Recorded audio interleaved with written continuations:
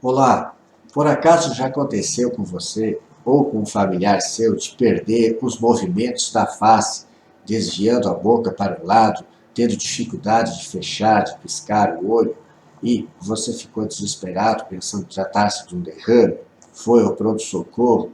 e ouviu falar sobre a paralisia facial periférica ou paralisia de Bell? Isso foi fácil ou difícil de entender que é diferente de um derrame cerebral, diferente de um acidente vascular cerebral de causa central neurológica? Hoje eu quero te contar sobre um caso clínico desses, um tanto quanto inusitado, infelizmente, para o que passaram os pacientes e para os gastos que foram imprimidos aos sistemas, mas vai ser muito interessante. Por favor, se inscreva aqui no canal, dá teu like e compartilha com os seus amigos. Para falar sobre a paralisia de Bell, eu separei essa imagem aqui. E aqui a primeira imagem demonstra a paralisia facial periférica, que de pronto o médico já consegue observar. Vamos pensar que de repente começa isso, ou você amanhece desse jeito, com um desvio da boca para a direita, porque a paralisia está na face esquerda, e uma incapacidade de fechar completamente esse olho. Embora você tente fechar o olho, você não consegue fechar bem esse olho esquerdo, porque a paralisia está na face esquerda, então a musculatura puxa, desvia os lábios para a direita. Então, geralmente as pessoas ficam muito assustadas, acreditando tratar-se isso de um derrame cerebral, de um AVC, e vão para o pronto-socorro. Chegando lá, o médico simplesmente é muito fácil, ele vai fazer os testes de movimento, vai verificar que a pessoa não tem defeitos motores nos membros superiores e membros inferiores, fazendo os testes de força e de movimento, e vendo tratar-se de uma paralisia do andar superior da face, o paciente não consegue fechar o olho, e também uma paralisia do andar inferior da face com desvio da rima labial, ele pode seguramente tranquilizar a família que isso se trata de uma paralisia facial periférica e não é de um derrame. Isso porque a inervação dos olhos recebe inervação dos dois lados dos hemisférios cerebrais. E como de regra a gente tem um derrame em apenas um dos lados do cérebro, se a gente tiver um derrame, um acidente vascular cerebral que comprometa os dois lados do cérebro, dificilmente a pessoa vai estar acordada e se queixando disso. A pessoa vai estar em coma, porque vai ser um AVC enorme se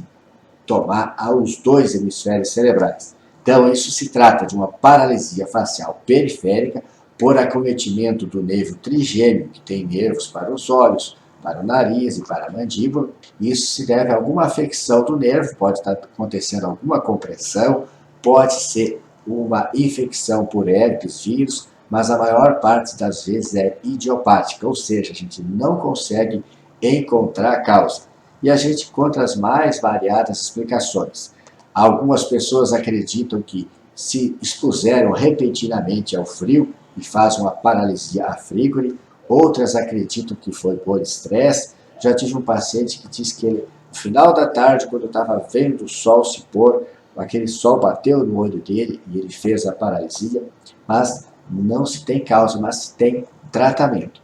Então, no caso como esse, é só tranquilizar o paciente. O que esse paciente precisa? Ele precisa de cuidados para o olho, proteger o olho, tem que proteger a córnea, porque como não consegue fechar o olho, ele precisa usar um colírio a todo momento, enquanto está acordado, ou simplesmente soro fisiológico.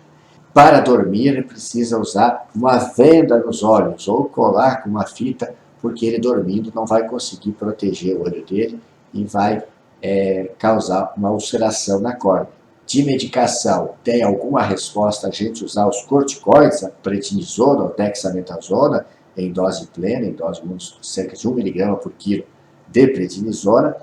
e evidentemente esse paciente vai ter benefício fazendo fisioterapia tão logo seja diagnosticado o mais breve possível, para ele treinar a musculatura e recuperar musculaturas acessórias para conseguir a recuperação da sua capacidade de fechar o olho. E esse caso aqui está exemplificando que depois pode voltar totalmente à normalidade dos movimentos, mas alguns pacientes podem ficar com sequelas. Visto esse caso, eu quero mostrar aqui para vocês, eu apaguei os registros dos nomes do paciente e nome do médico, não vamos revelar também qual foi o serviço disso, mas é uma paciente de 50 anos que adentrou ao serviço médico com essa paralisia facial e foi mantida 5 dias internada, 5 dias em observação em uma unidade de pronto atendimento, sendo examinada com a suspeita de AVC. Infelizmente, os médicos que assistiram, parece-me que não conseguiram identificar o quadro, e eles fizeram no dia 19/7 uma tomografia computadorizada que veio com laudo de normalidade. E o radiologista ainda anotou uma observação que essa TC, em comparação à feita no dia 16, não tinha qualquer alteração evidente. Continuava um exame normal também. Então, os colegas providenciaram pedido de urgência para fazer, onerando o sistema, uma tomografia no dia 16, que pelo exame clínico desta paciente seria evidente, era esse o quadro, incapacidade de fechar o olho esquerdo e desvio da rima labial para a direita. O exame clínico era suficiente para excluir um evento cerebral e a paciente poderia ser orientada e dirigida ao tratamento adequado. Contudo, a paciente permaneceu internada dias 16, 17, 18, 19, sendo liberada no dia 20, após uma segunda tomografia normal, com encaminhamento para a neurologia. Como o encaminhamento para a neurologia não é algo fácil de se conseguir, essa paciente compareceu à unidade junto com a filha, estavam bastante preocupadas que tinha encaminhamento para a neurologia, a mãe tinha tido um derrame, um AVC, e não estavam conseguindo a efetividade para a consulta com o neurologista. A enfermeira da unidade me pediu ajuda, eu fui, examinei a paciente, esclareci que era um caso de paralisia de Bell, passei as orientações, que é tomar o corticoide e ir imediatamente para a fisioterapia e tomar os cuidados para a proteção do olho, com colírio e com venda nos olhos para proteger o olho, e tranquilizei que não era necessário a urgência do encaminhamento à neurologia e que não se tratava de um AVC, e tomamos as demais medidas para controle clínico da paciente, que tem outros problemas associados, como hipertensão, ganho de peso. Vamos fazer os exames dela normalmente para fazer o segmento. Considero que para o médico não conseguir visualizar isso e ficar pedindo exames complementares e mantendo a paciente internada em plena pandemia, submetendo a paciente a risco, infelizmente, foi uma falha, mas acontece.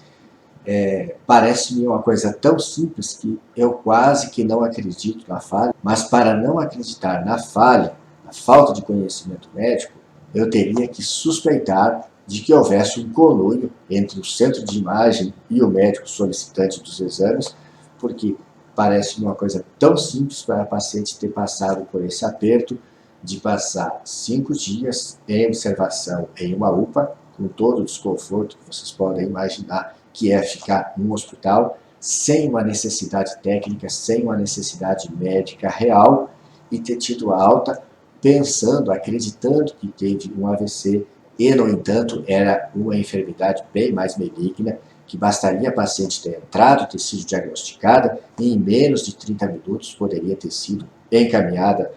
da unidade de pronto atendimento para o tratamento fisioterápico, já com a receita da medicação pertinente para o uso e também as orientações para a proteção do olho da paciente que estava lacrimejando muito por falta de proteção.